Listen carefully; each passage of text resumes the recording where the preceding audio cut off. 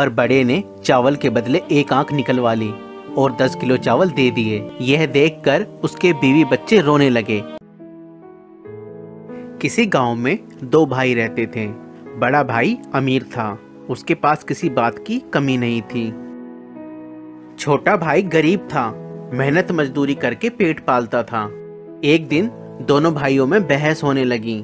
बड़े भाई ने कहा, भले का भला नहीं होता, आज की दुनिया में भले को भीख भी नहीं मिलती, इसलिए दूसरे का चाहे बुरा ही क्यों ना हो, अपने भले की बात सबसे पहले सोचनी चाहिए। छोटे ने कहा, नहीं भैया, कष्ट औरों को हो ऐसे में अपना भला कैसे हो सकता है। बड़े ने कहा, चल हम गांव में लोगों से पूछ लेते हैं, तेरी बात सही निकली तो मेरे पास जितना धन है वह सारा तेरा, और मेरी बात सही निकली तो जो तेरे पास है वह सब कुछ मेरा। छोटे ने कहा, ठीक है चलो, और दोनों गांव में निकल गए। गांव में पहुंचकर 1 से पूछा, 2 से पूछा, 3 से पूछा, सभी लोग यही कहने लगे कि आजकल भलाई का जमाना नहीं रहा, भलाई करने वाला तो भूखा मरता है, भले आदमी का कहीं गुजारा नहीं होता, और जो बुरी राह पर चलता है वह खूब फलता फूलता है, धन दौलत से सुखी रहता है। अब छोटे भाई के पास जो खेत का छोटा टुकड़ा था वह भी शर्त में हार गया। अब वह दाने दाने को मोहताज होने लगा, बीवी बच्चे भूखे मरने लगे, खाने को कोई उधार भी नहीं देता था। वह अपने बड़े भाई के पास गया चावल उधार लेने के लिए। सोचा बड़ा भाई है वह दे देगा। उसने बड़े भाई से कहा, भैया 10 किलो चावल दे दो, घर में अन्न का दाना तक नहीं है, बच्चे भूखे मर रहे हैं। बड़े भाई ने तुरंत कहा, पैसे दे दो और जितना चाहे चावल ले जाओ। छोटे ने कहा, पैसे तो नहीं हैं। इस पर बड़े भाई ने कहा, तो फिर अपनी एक आंख दे दो। छोटे ने सोचा मजाक कर रहा है, चावल के बदले एक आंख थोड़ी लेगा। पर बड़े ने चावल के बदले एक आंख निकलवा ली और 10 किलो चावल दे दिए। यह देखकर उसके बीवी बच्चे रोने लगे कि ये तुमने क्या कर दिया। थोड़े दिन तो आराम से निकले, फिर अनाज खत्म हो गया। छोटा भाई हारकर फिर से बड़े भाई के पास गया। उससे अपने भूख से बिलखते हुए बच्चे देखे नहीं जा रहे थे। बड़े ने फिर कहा, दूसरी आंख दे दो और चावल ले जाओ। छोटे ने दूसरी आंख भी निकलवा दी और चावल ले आया। घर पर बीवी बच्चे देखकर रोने लगे, तुमने ये क्या कर दिया, अब क्या होगा। छोटे भाई ने कहा, अब मैं अंधा हो गया हूँ, लोग मुझे भीख दे देंगे तो मुझे सड़क के किनारे बैठा आना। दूसरे दिन से रोज उसकी पत्नी उसे रास्ते पर बैठा आती थी, जिससे उसका रोज का काम चलने लगा। एक दिन उसे बैठे बैठे बहुत देर हो गई। उसकी पत्नी उसे लेने के लिए नहीं आई। उसने बहुत समय तक उसकी राह देखी। फिर जब बहुत रात हो गई तो वह अपने घर की तरफ चल दिया, पर ना दिखने के कारण वह रास्ता भटक गया। आखिर उसने सोचा, अब तो यहीं बैठकर ही रात गुजार लेता हूँ, और आगे चला तो रास्ता भूल जाऊंगा। वह एक पेड़ के नीचे बैठ गया। कुछ समय पश्चात पेड़ से आवाज आने लगी और तभी एक तूफान सा आया। दरअसल यह भूत थे। चारों में से एक उनका सरदार था। भूत बहुत खुराफाती थे। सब 1 महीने भर लोगों को सताते थे, और महीने में एक दिन इसी पेड़ पर सरदार सबका हिसाब किताब करता था। आज वही हिसाब किताब करने वाला दिन था। सरदार ने पूछा, हाँ भाई, तुम लोगों ने क्या क्या किया, एक एक करके बताओ।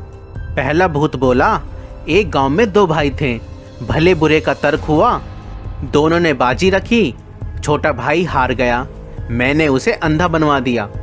सरदार बोला, बहुत खूब, अब अंधा ही बना रहेगा। वह क्या जाने कि इस पेड़ की तली की ओस लगाने से उसकी आंखें ठीक हो सकती है। दूसरा भूत बोला, मैंने रामनगर के जिले के सारी नदी, नाले, झरने, तालाब, कुएं, बावड़ी सब कुछ सुखा दिए हैं। पानी के लिए हाहाकार मचा हुआ है, कई कोस तक पानी नहीं है, सब यूं ही तड़प तड़प कर मर जाएंगे।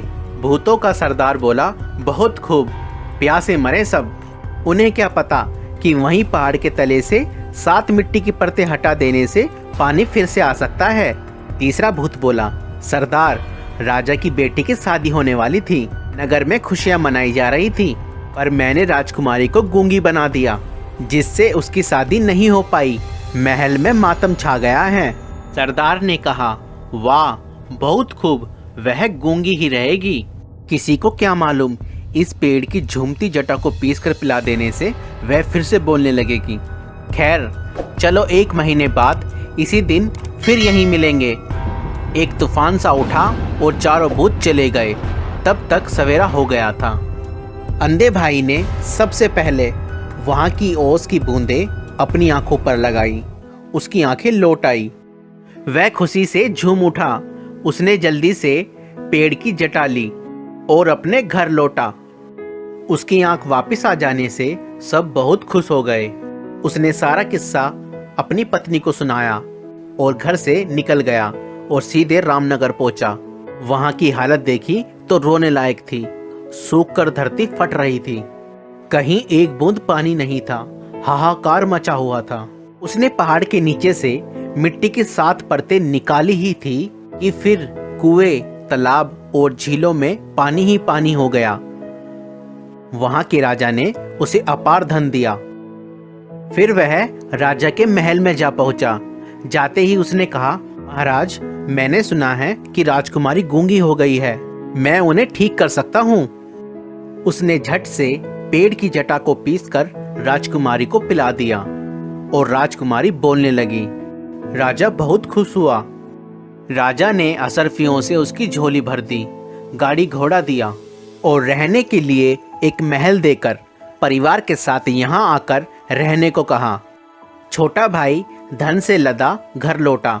उसके परिवार में खुशी की लहर दौड़ गई।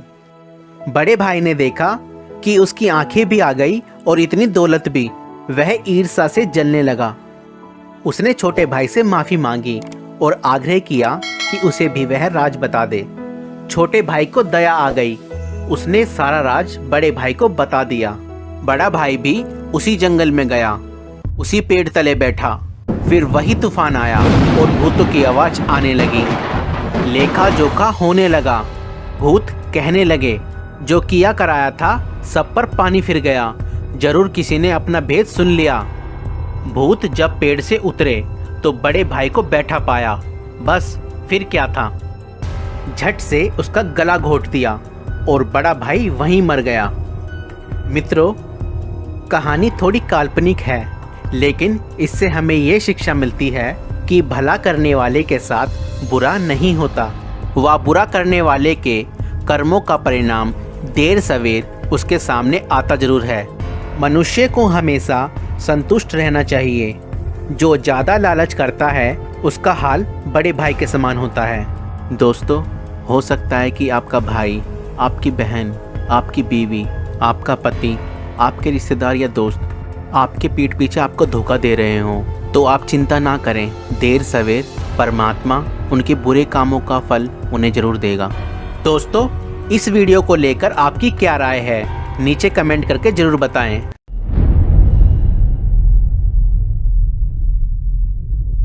तो दोस्तों, अगर आपको ये वीडियो पसंद आई तो इस वीडियो को लाइक करें और अगर हमारे चैनल पर नए हैं तो हमारे चैनल को सब्सक्राइब करें। Thank you.